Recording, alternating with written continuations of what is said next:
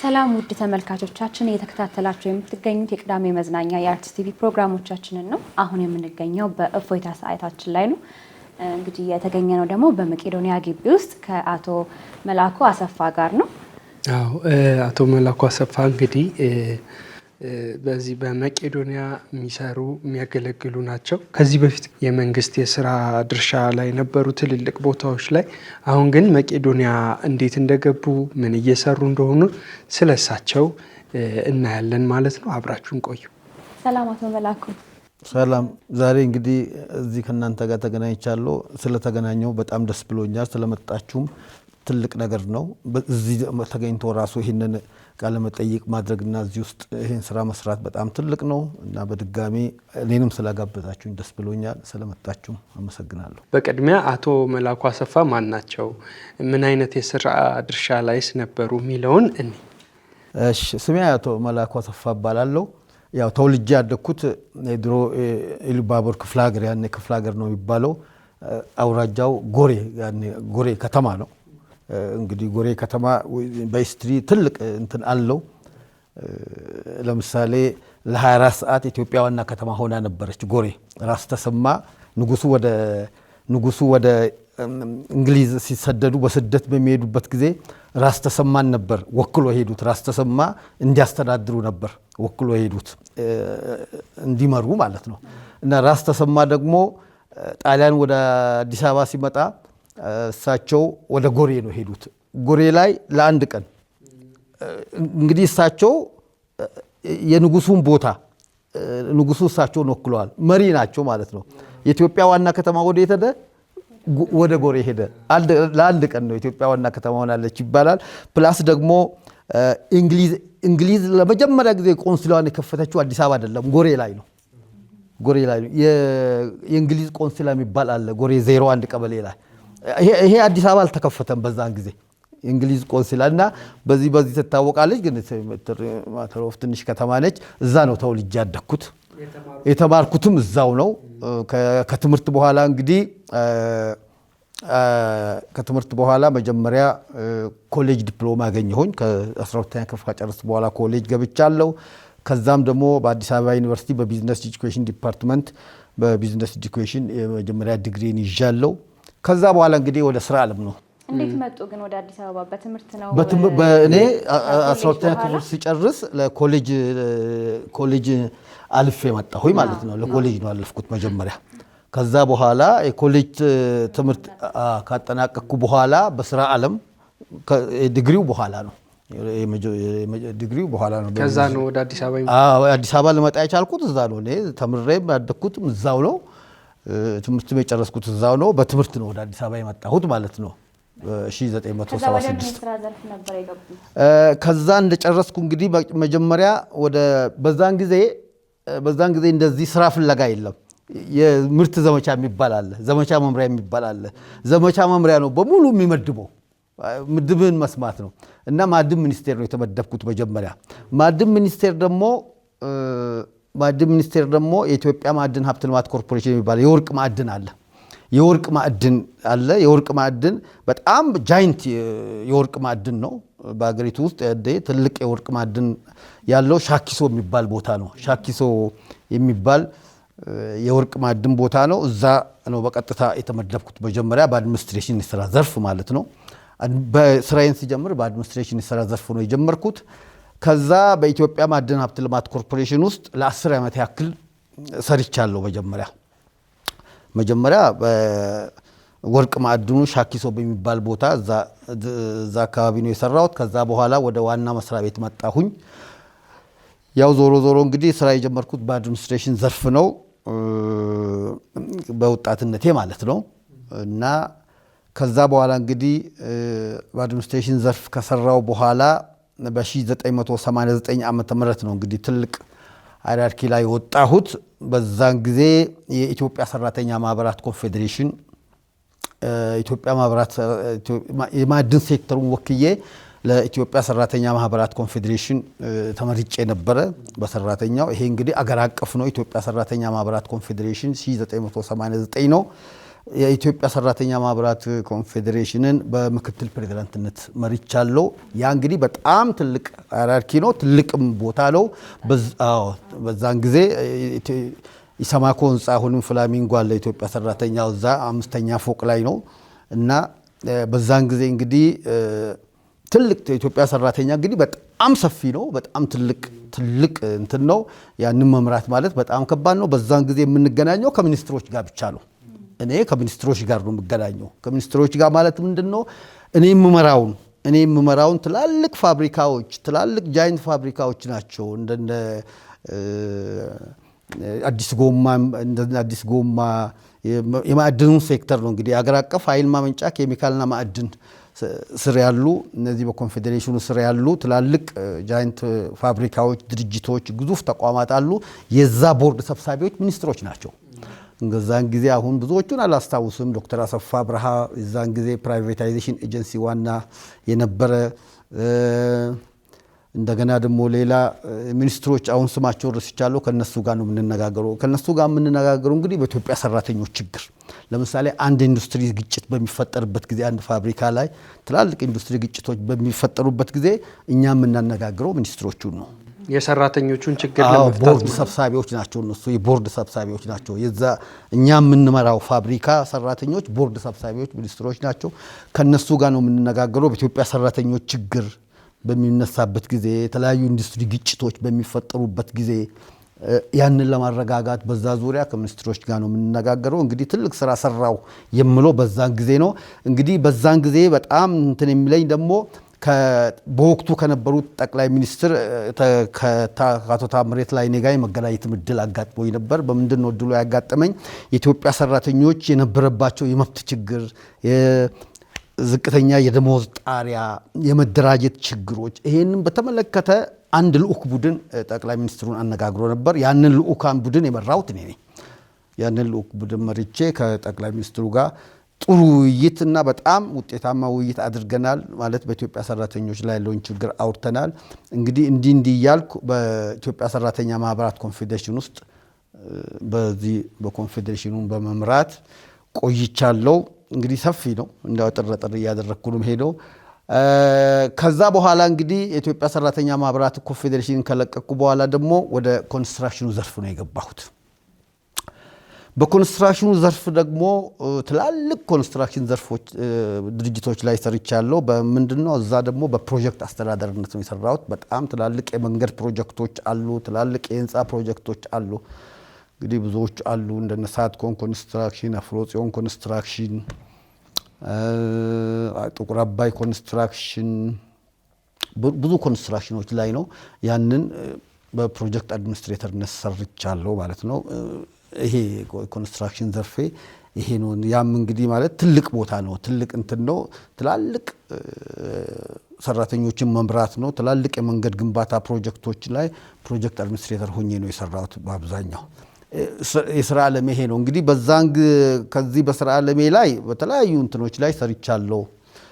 ከአድሚኒስትሬሽኑ ውጪ በፕሮጀክት ዝግጅት ላይ ሰርቻለሁ። በስራ አመራር ደሞዝና ስራ አደረጃጀት አገልግሎት ዘርፍ ሰርቻለሁ።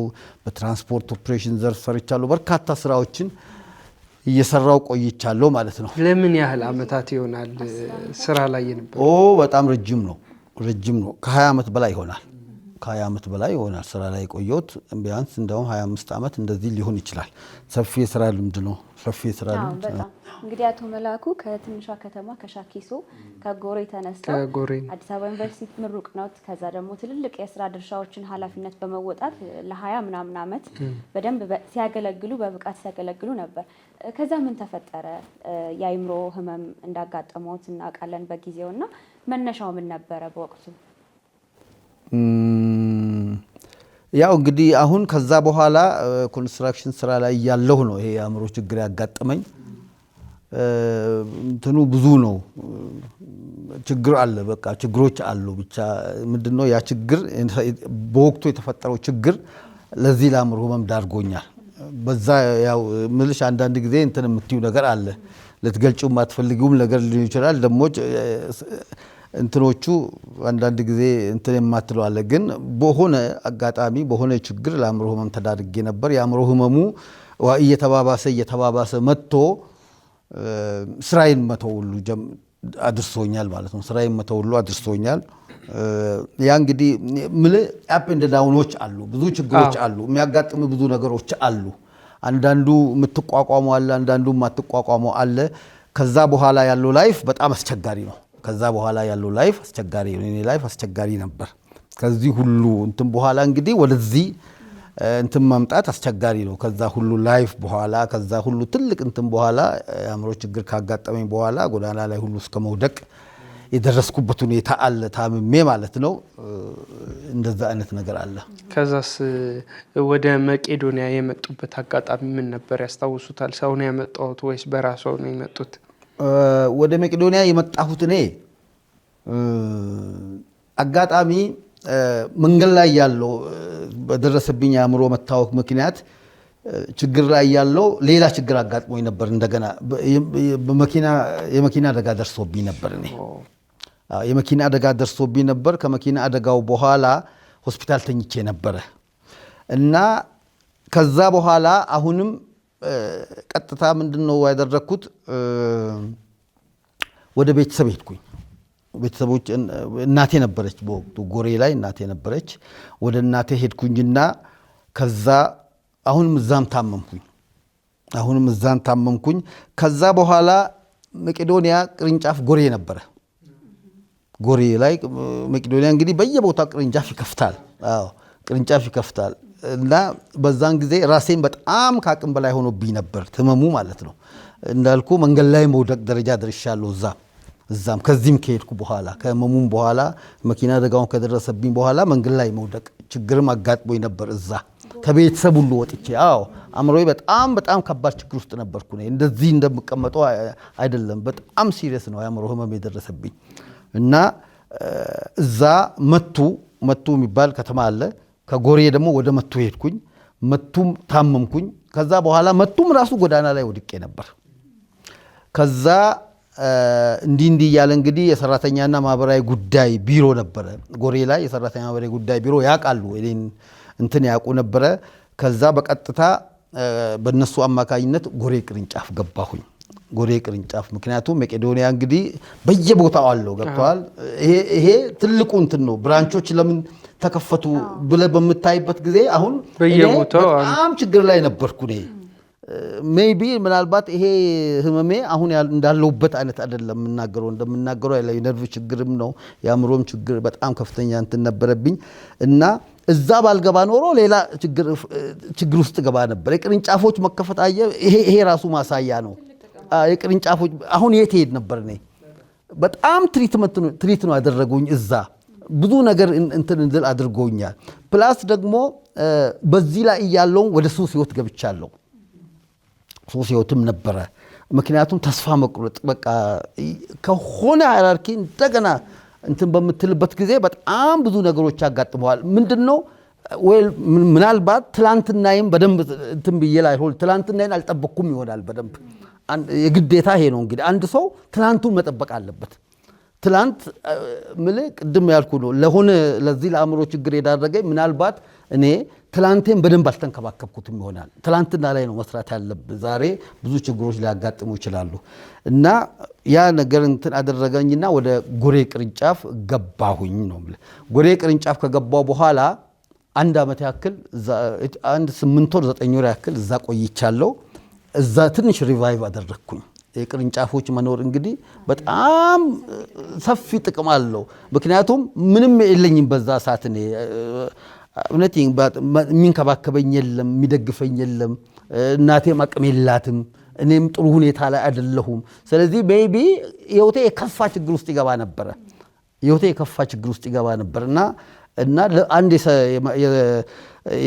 የቢሮ ኃላፊ ነበር፣ የሰራተኛ ጉዳይ ቢሮ ኃላፊ ነበር። ያቀኛል፣ የነበርኩበትን ሁኔታ ያውቃል። በጣም ታምሜ እንደነበርና ጥሩ ሁኔታ ላይ እንዳለው ያውቃል።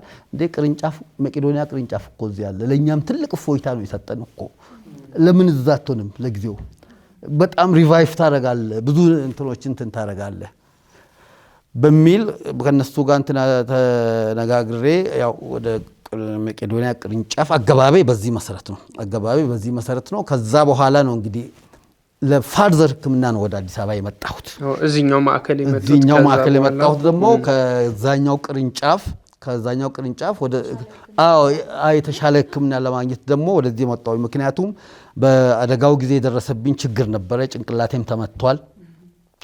ጭንቅላቴም በመመታቱ ከባድ ችግር ነበረ። እንደገና ደግሞ የአጥንት ስብራት ነበረብኝ። እዚህ ከአደጋው ጋር በተገናኘ ከሆስፒታል ከወጣም በኋላ ብዙም አላገገምኩም። እንደዛ አይነት ችግር ነበረብኝ። የአጥንት ችግር ነበረብኝ። በዛ ቀጥታ ለፋርዘር ሕክምና ወደዚህ መጣሁኝ። የመቄዶንያ አገባቤ ይሄን ይመስላል ማለት ነው። ምን ያህል ቆዩ? ከዛ እዚህ ማለት ወደ ሙሉ ጤናዎት እስኪመለሱ ምን ያክል ጊዜ ቆዩ? 2015 ነው ወደዚህ የመጣሁት። ከዛ በኋላ እዚህ ከመጣሁ በኋላ እንግዲህ ሕክምና ጥሩ ሕክምና አገኘሁ ማለት ነው። ገብቷል። ሕክምና ሞር እኔ አእምሮዬ ላይ ነው ችግር የነበረው። ከአእምሮ መታወክ ጋር ስለነበረ እዚህ ደግሞ በጣም የምትድንበት ቦታ ነው። ሕክምናም አገኘሁ። እንደገና ደግሞ ራስን ማሰብ፣ ራስን እንደገና ሪቫይቭ ማድረግ፣ ራስን እንደገና ማግኘት መቻል ራሱ ትልቅ ነገር ነው። አንድ ቦታ ሆነ ተረጋግተ በመሰረታዊ ፍላጎት ተሟልቶ ሕክምና አግኝተ ምን ብለህ እንደገና ራስን ማግኘት መቻል ራሱ ትልቅ ነገር ነው። የጠፋ ሰው ነው እዚህ የሚገኘው።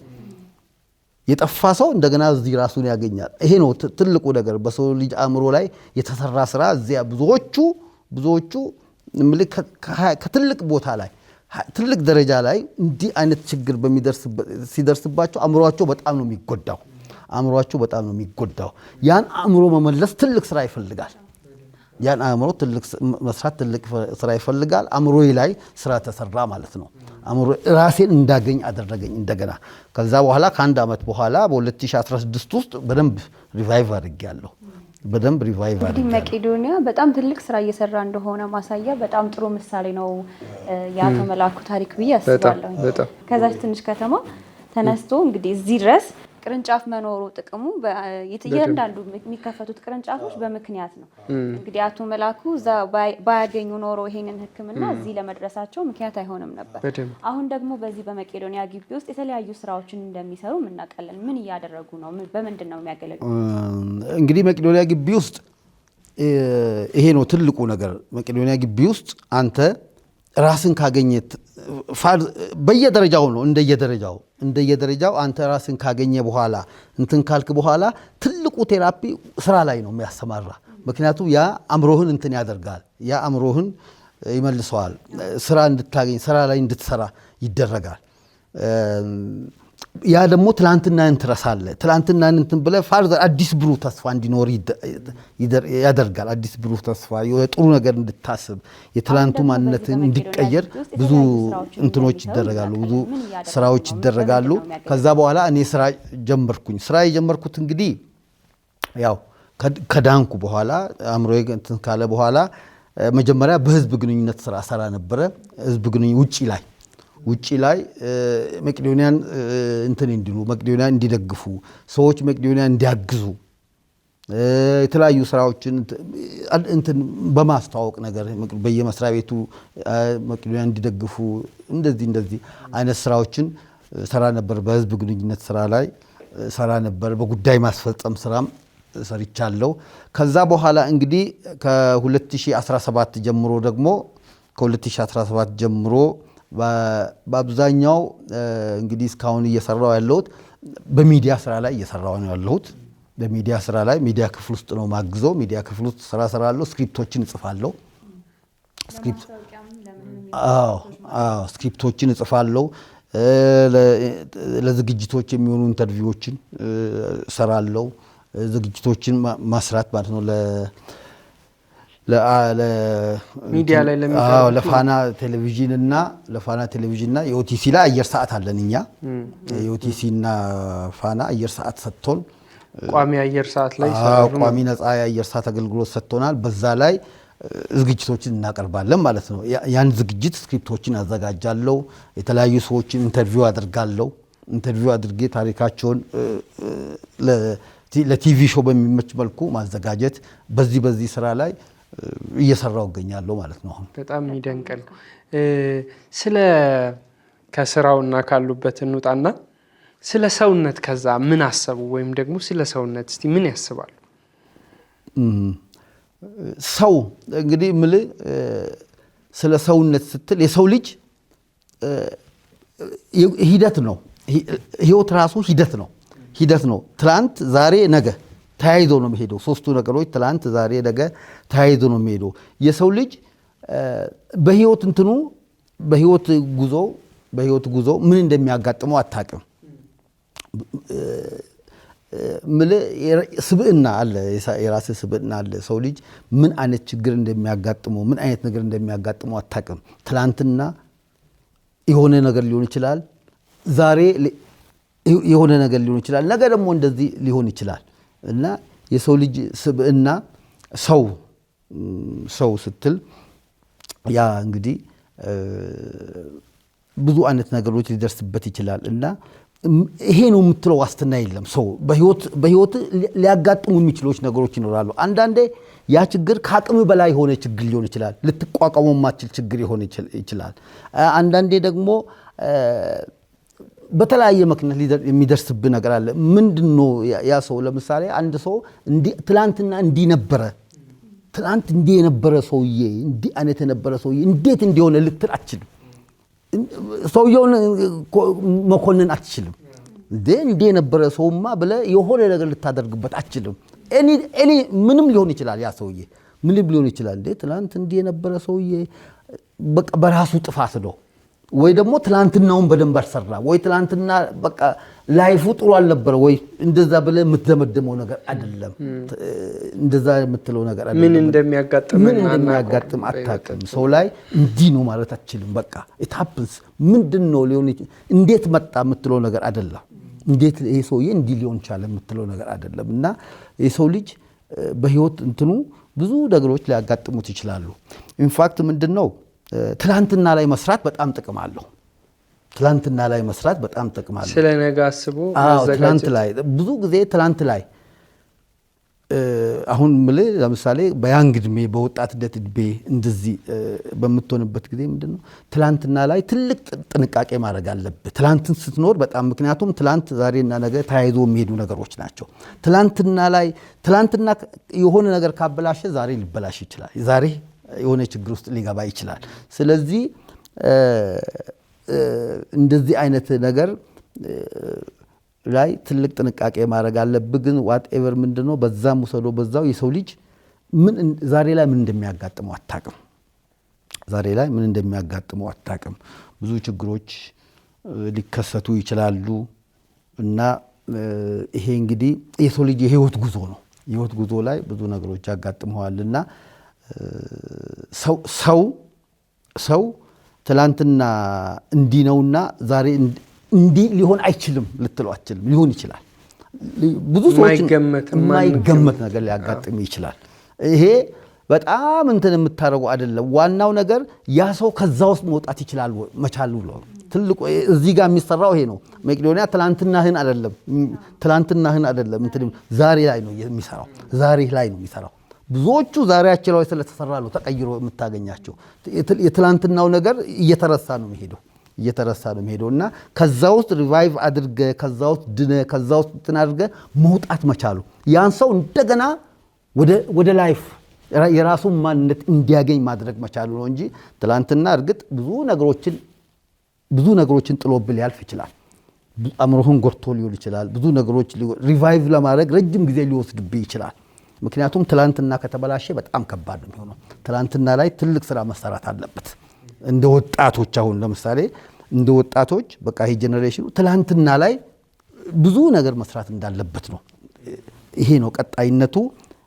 እንዲህ ላይፍ ስትኖር ብዙ ነገሮች ያጋጥማሉ አይደል? ቸልተኝነት፣ ኔግሊጀንስ መሆን የለብህም። እያንዳንዱ ጉዞ ጥንቃቄ ሊኖረው ይገባል። ምክንያቱም የግዴታ ለማለት ይሄንን ነገር ትላንት ትውልድ ላይ ያልተሰራ ነገር ዛሬ ማግኘት አልችልም። ትላንትና ነው የሚለውና ይሄ ከባድ ጥንቃቄ ነው የሚደረገው። ግን ዋናው ነገር ምንድነው የሰው ልጅ ከዛ ውስጥ ሪቫይቭ አድርጎ መውጣት መቻሉ። አሁን ላይ ምን ይሰማዎታል? ኦኬ አሁን ያው ምንድነው እርግጥ ብዙ ጊዜ ብዙ ጊዜ ወደ ኋላ መኖር አትችልም። እርግጥ አሁን ምን ይሰማሃል ለምትለይ ነገር እንትን የሚያደርገኝ ነገር አለ እንዳልኩ ነው። ብዙ ያለፈው ነገር በጣም ከባድ ነው። ለዚህ ነው ጸጸት ውስጥ ጄኔሬሽኑ ወይ ደግሞ ትውልድ ጸጸት ውስጥ መግባት የለበትም። ጸጸት ትልቅ ችግር ነው። ጸጸት ደግሞ የሚሆነው ትላንት ከተበላሸ ነው። እንትንህን ሊወስን ይችላል። ላይፍ ወደፊት ህይወትህን ሊወስኑ የሚችሉ ነገሮች ይኖራሉና ዛሬ እርግጥ ብዙ ፈተናዎች አሉ። ፈተናዎች ግን ከትላንቱ ጋር ሲነጻጸር ዛሬ እንደዚህ መሆኔ በጣም ጥሩ ፊሊንግ ጥሩ ነገር ይሰማኛል። ምክንያቱም ትላንትን ልታገኙ አትችልም። ትላንት ኦልሬዲ አልፏል። በትላንት ውስጥ መኖር አትችልም። ግን ዛሬ ምንድነው የሚሰማ ብትለኝ በጣም ጥሩ ነገር ይሰማኛል። ምክንያቱም ከዛ አይነት ላይፍ ውስጥ ወጥተህ ከዛ አይነት ህይወት ውስጥ ወጥተህ እንደገና ሰው ራስን አግኝተህ መስራት መቻሉ እንደገና ራስን አግኝተህ ጥሩ ነገር ማለም መቻሉ እና ጥሩ ፊሊንግ ማድረጉ ራሱ ትልቅ ነገር ነው። ምክንያቱም እንደዛስ ቢሆን ኖሮ ትላንትና በዛው ቀርቼ ቢሆን ኖሮ ስለዚህ ይሄ ዛሬ ራሴን ማግኘትና ዛሬ እንደዚህ እንትን ማለት በጣም ከትላንትና ጋር ስታነጻጽር ምክንያቱም ህይወት ንጽጽር ነው። እያነጻጸርክ ነው የምትኖረው። እያነጻጸርክ ራስን እንደዚህ ከሆነ ሰው ጋር ታነጻጽራለህ፣ ከትላንት ጋር ታነጻጽራለህ። በንጽጽር ሲታይ ግን በጣም ጥሩ ህይወት ላይ ነው ያለሁት። አሁን በጣም ጥሩ ፊሊንግ ነው የሚሰማኝ። እንዳልኩ ትላንትን አታገኘውም። ከመቄዶንያ የሚገርመኝ ምንድነው ሰውን ይሄ መርዳት ማገዝ ብቻ ሳይሆን ይሄ ወይ መመገብ ብቻ ሳይሆን ከነበረው ብዙ ሰዎች ከአእምሮ ህመማቸው መዳኛ መንገድም ነው። የድህነት ቦታ መሆኑ በጣም ይደንቀኝ። በጥሱ ነው ማለት ብዙ እርዳታዎች እኮ አሉ። ሰውን በግል ልንረዳ እንችላለን፣ ልናግዝ እንችላለን። ግን እንደዚህ ከባድ የሆነ የአእምሮ ህመምን ማገገሚያ ስፍራ በቃ የአእምሮ ህሙማን ማገገሚያም ስፍራ ጭምር መሆኑ በጣም ያስደንቃል። እሱ ላይ ስታነሳ አብዛኛው ለመቄዶንያ ከሚደርሱ ጥቆማዎች ውስጥ 90% ልል ይችላል ከአእምሮ መታወክ ጋር የተገናኘ ነው። ጥቆማዎች ይመጣሉ። በተለያየ ምክንያት እዚህ ወድቋል፣ ሰንበዲ እዚህ እንዲሆነዋል፣ ምናምን ቤት ውስጥ አስሮ እንዲሆነዋል። አብዛኛው ሞር ከአእምሮ ጋር የተገናኘ ነው ስታቲስቲኩን ስታየው እና ይሄንን ደግሞ እዚህ ደግሞ የሚገርም በሰው ልጅ ላይ የሚሰራ ስራ ነው። እዚህ በሰው ልጅ ላይ የሚሰራ ስራ አብዛኛው ሰው እንዳልከው ተቀይሮ ብዙዎቹ እንደዛ ሆኖ የመጡ ሰዎች አሁን ድነው አእምሯቸው ተስተካክሎ ወደ ጤንነት ተመልሶ ስታይ ለካ ሰው ላይ ከተሰራ ሰውን ማዳን ትችላለህ።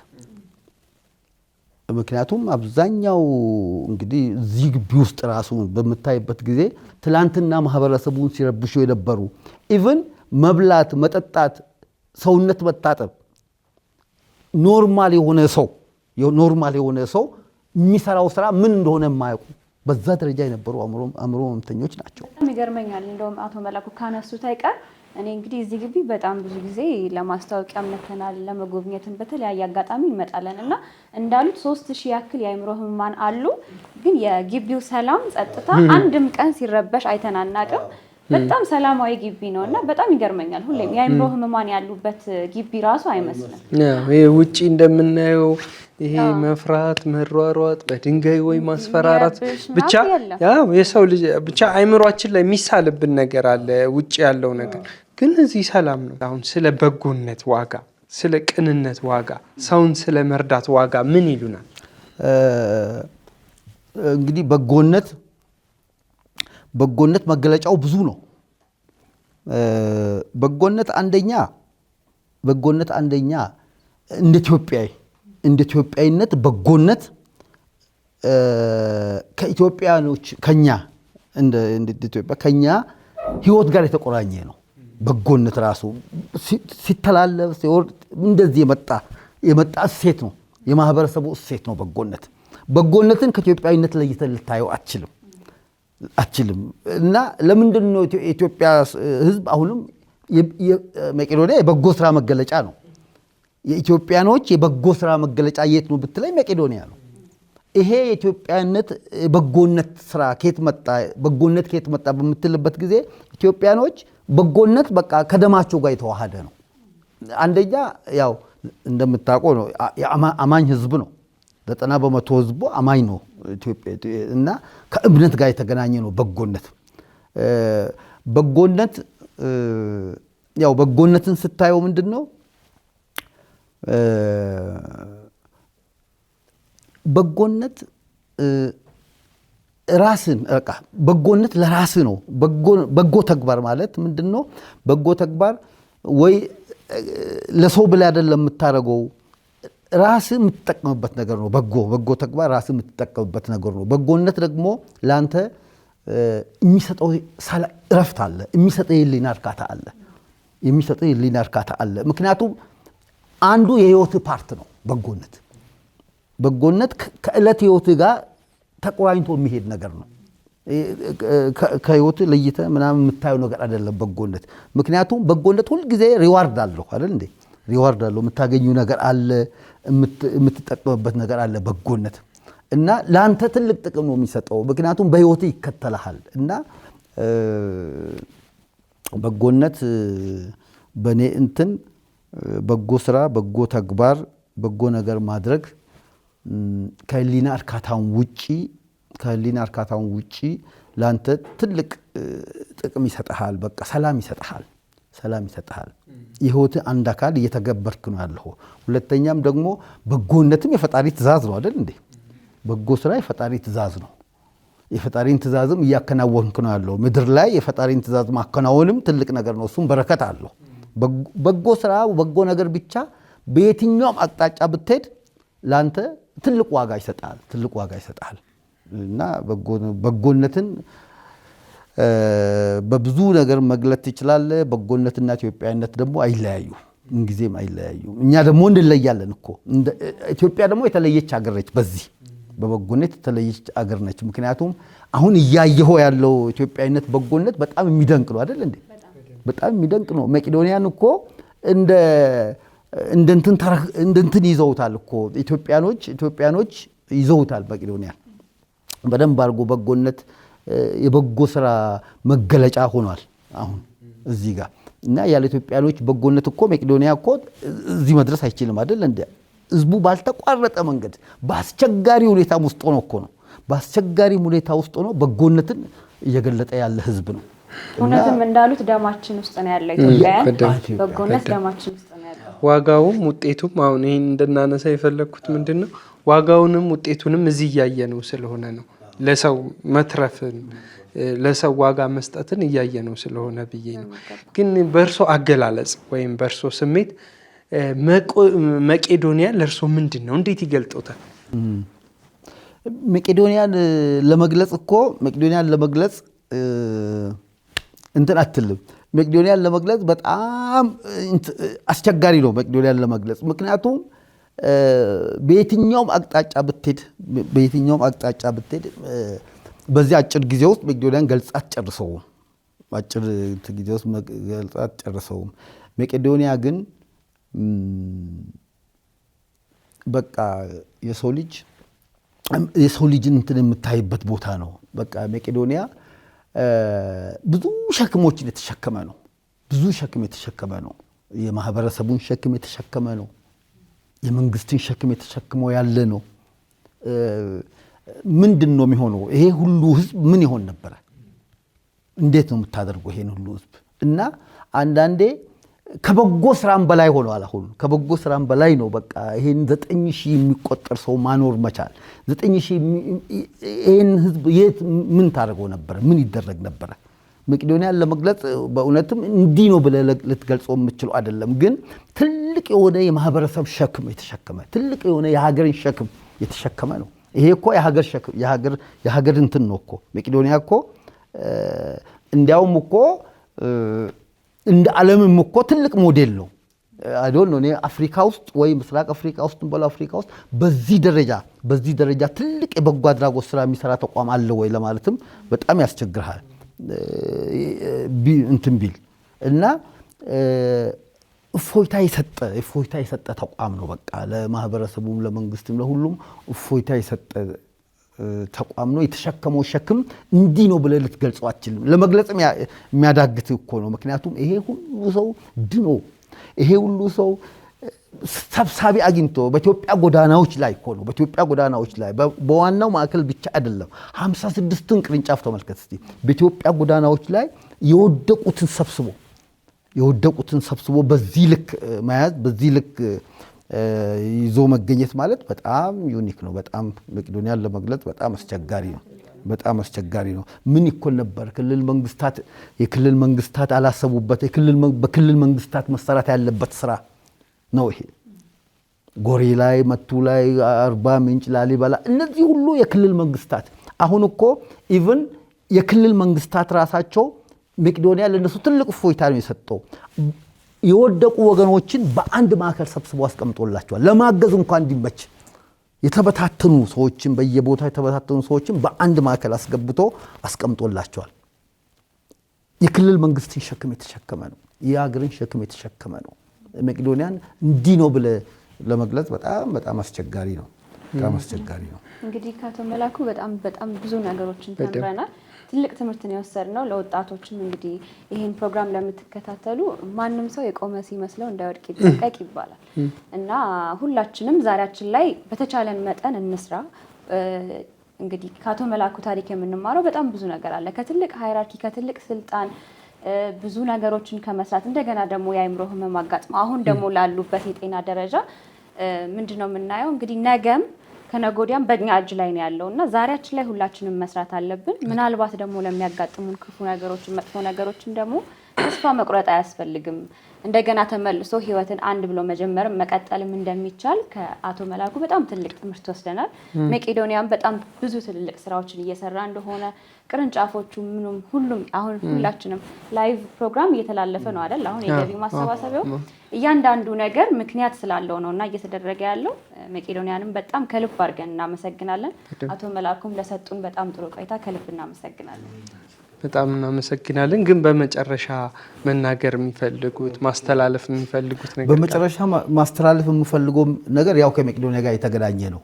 በጣም ቀጣይ ራዕይ ያለው መቄዶንያ ቅድም እንግዲህ ብለናል አይደለም? ሰፋፊ ግዙፍ ስራዎች አሉት። የቀን ወጪው ራሱ አሁን 3 ሚሊዮን ደርሷል አይደል? በቀን 3 ሚሊዮን ይሄን በ9,000 ሰው በአንድ ጊዜ ቁርስ ማብላት፣ በአንድ ጊዜ ምሳ ማብላት በሁሉም የሀገሪቱ ክልሎች፣ በሁሉም የሀገሪቱ ከተሞች በጣም ሰፊ ስራ ነው። በጣም ሰፊ ስራ ነው። ትልቅ እገዛ የሚፈልግ ተቋም ነው። ምክንያቱም ይሄ ሁሉ ላይ የሚጣል ነው።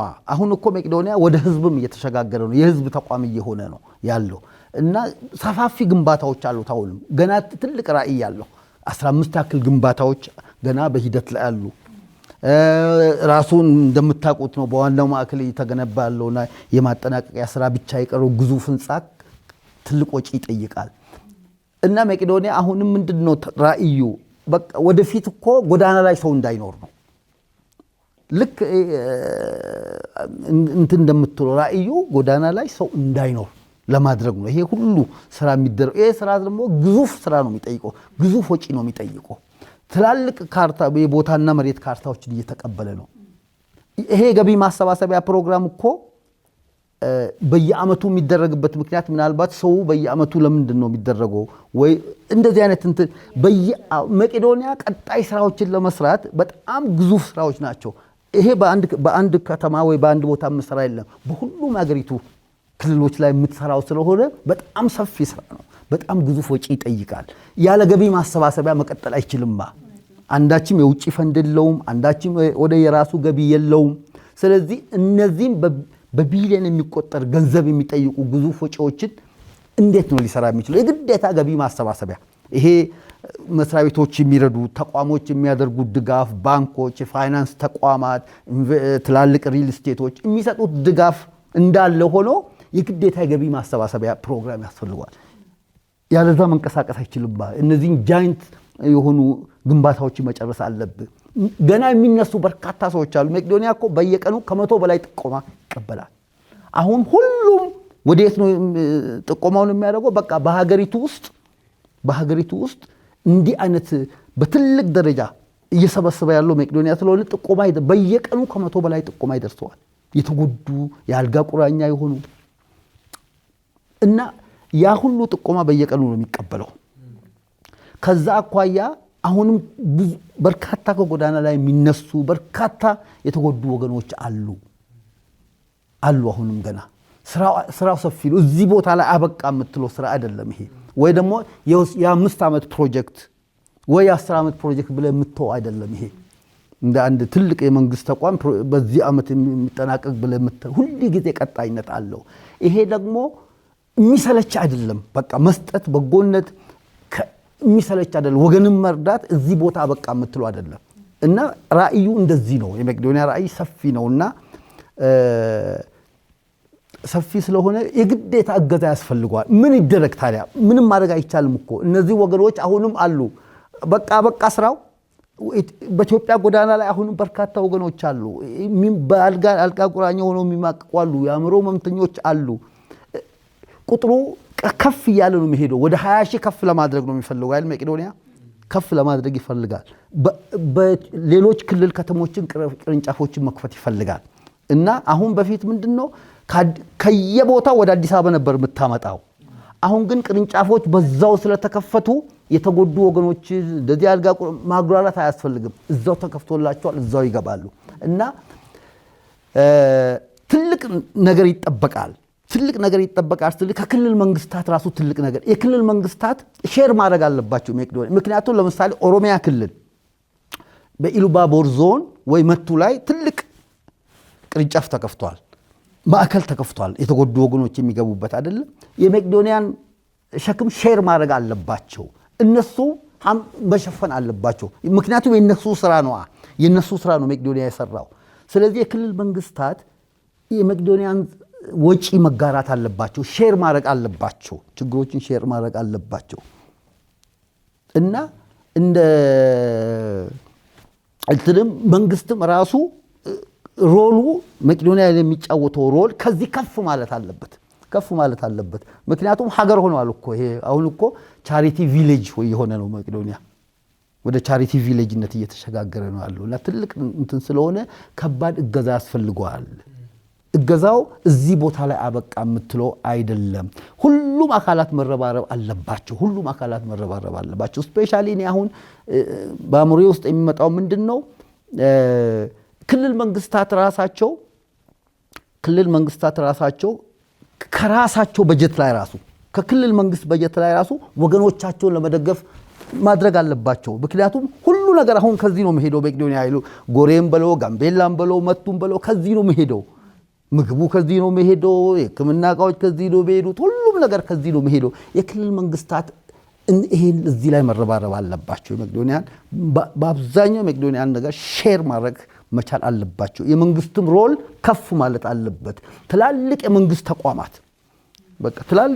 ተቋማት በሎ የባንክ የፋይናንስ ተቋማት ሁሉ ማገዝ አለባቸው። በቃ ከበጀታቸው ራሱ ማገዝ አለባቸው። ምክንያቱም የሀገርን ሸክም ተሸክመሃል። ይሄ 9000 ሰው ምንድነው የሚሆነው? አሁን ምንድነው የምታደርገው? የሀገር ገጽታ እኮ ነው አይደል? የሀገርን ገጽታ ከዚህ አኳያ ነው እያየ የምትሄደው። ሀገር መሻገር የምትችለው ይሄ እነዚህ ነገሮች ክሊር ሲሆኑ ነው ሀገርን ይዘህ ብትሻገረው እንጂ ይሄን ሁሉ የተጎዳ ወገን ሜዳ ላይ ቁጭ አድርገህ ሀገርን ማሻገር አትችልም። የሀገርን ገጽታ መቀየር አትችልም። ስለዚህ አይ ቲንክ እኔ የመንግስትም አንዱ ዓላማ ይሄ ነው። ጎዳና ላይ ሰው እንዳይገኝ ነው። በአዲስ አበባ ጎዳናዎች ላይ አሁን ከተወሰነ ዓመታቶች በፊት ለምሳሌ በ2012-13 ውጪ አልጋ ነው የሚመስለው። የሰው 4 ሰዓት 5 ሰዓት ከተማ ውስጥ ስትሄጂ እኮ ሰው ተኝቶ ነው የምታየው። እንደ መኝታ ነው። አሁን የለም። ይሄ ሁሉ ሰው የት ነው ያለው? እዚህ ነው ያለው። ስለዚህ ትልቅ የሀገርን ገጽታ እያስተካከለ ነው ያለው መቄዶንያ። ስለዚህ ቀጣይ ስራዎቹ እንግዲህ አሁን ይሄ ገቢ ማሰባሰቢያ የሚቀጥለው ዓመትም ሊቀጥል ይችላል እኮ ምንም አይነት እንትን የለማ። በቃ ወገንን የማገዝ የተጎዱ ወገኖችን የማንሳት ስራ ቀጣይነት አለው። የሆነ ዓመት ላይ የሚጠናቀቅ ስላልሆነ ትልቅ እገዛ ያስፈልገዋል። ስለዚህ የገቢ ማሰባሰቢያው እርግጥ ኢትዮጵያን ወገኖች ስለ ይሄን የምትነግራቸው አይደለም። መቄዶንያን በጣም ጎብኝተዋል። መቄዶንያን ብዙዎቹ አይተዋል። በተለያየ መንገድ መረጃው አላቸው። የአቅም ጉዳይ በአስቸጋሪ ሁኔታ ውስጥም ሆኖ በጣም እየረዱ ነው ያሉት። በአስቸጋሪ ሁኔታ ውስጥም ሆኖ ግን መቄዶንያ አሁን ይሄን እገዛ የወገኖቹን ድጋፍ እገዛ በሚልበት ጊዜ የሚሰለች ነገር አይደለም፣ ወይ ደግሞ እንትን የምታደርገው ነገር አይደለም። በቃ የማህበረሰቡ የህዝቡን ግዴታ ሆኗል። አሁን ወደ ህዝብ ተሸጋግሯልና ትልቅ እገዛ ይፈልጋል። ያለዛ መንቀሳቀስ አይችልማ። ያለዛ እንዴት አድርጎ ነው እነዚህን ፕሮጀክቶች ትላልቅ ግንባታዎችን መጨረስ የሚችለው? ይሄ ፎቁ ፊኒሺንግ አለ፣ 20 ሺህ ሰው ማንሳት ትፈልጋለ። ጎዳና ላይ በርካታ ጨዋታዎች አሉ፣ በርካታ ጥቁማዎች አሉ። አሁንም እኮ በዚህ አይነት ሁኔታ ውስጥ ሆኖ እንኳን ስራ ከጎዳና ማንሳት አላቆመም እኮ አሁንም አላቆመም። ካለፈው የገቢ ማሰባሰቢያ ፕሮግራም በኋላ በሰይፉ ኦኔቤስ ከተደረገ በኋላ ትልቅ ስራ ተሰርቷል። 9,000 ገብቷል። ከ7,000 ምናምን የነበረው ሰው ወደ 9,000 ገብቷል። ትላልቅ ግንባታዎች እንትን ብሏል። ለዚህ ለህንፃው ፊኒሺንግ እቃዎች ተገዝተው እንትን ብሏል። ብዙ ስራዎች ተሰርተዋል እና አሁንም ቀጣይነት ስላለው ህዝቡ ማገዝ አለበት። በቃ ወገኖቹ ማገዝ አለበት። ምንም ሊያደርግ አይችልም። መቄዶንያ ምንም ማድረግ አይችልም። ሁሉም እንትኖች እንትናረባቸው ቅድም እንዳልኩት ነው። ሲሪየስሊ የክልል መንግስታት ደግሞ በጣም ትልቅ ተሳትፎ ማድረግ አለባቸው። የነሱ ስራ እየተሰራ ነው ያለው። የነሱ ስራ የክልል መንግስታት መስራት ቀርጾ ያላሰቡት ነገር ነው መቄዶንያ የሰራው። እስካሁን ያልታሰበ ነው። ለምሳሌ ያው መቱ ላይ እኔ የገባውበት ቅርንጫፍ በእድሜ ሁሉ አላየውም እንደዚህ አይነት ነገር። እንዲህ አይነት ወገኖች በየቦታ ተበትኖ ነው ያሉት እና የክልል መንግስታት ይሄንን ስራ ሰርቶ አያውቁ። ግን አሁን ማን ነው የሰራላቸው? መቄዶንያ ነው ስራውን የሰራላቸው። ስለዚህ ስፔሻሊ እንትን ማድረግ አለባቸው። ሁሉም ደግሞ መሳተፍ አለበት። ነገም ይቀጥላል። ይሄ የገቢ ማሰባሰቢያ ነገም ይቀጥል። ያለዛ ምንም ነገር የለውምና ከስራው አኳያ ከግዙፍ እና ውስብስብ ከሆነው ስራ አኳያ ሁሉም ማገዝ፣ ሁሉም መደገፍ አለበት ብዬ ነው መልእክቴን ማስተላለፍ። በጣም እናመሰግናለን አቶ መላኩን። ያው እንግዲህ እገዛችን መቆም የለበትም፣ ሁሌም መቀጠል አለበት ነው እየተባለ ያለው። ይሄ ደግሞ እውነት ነው።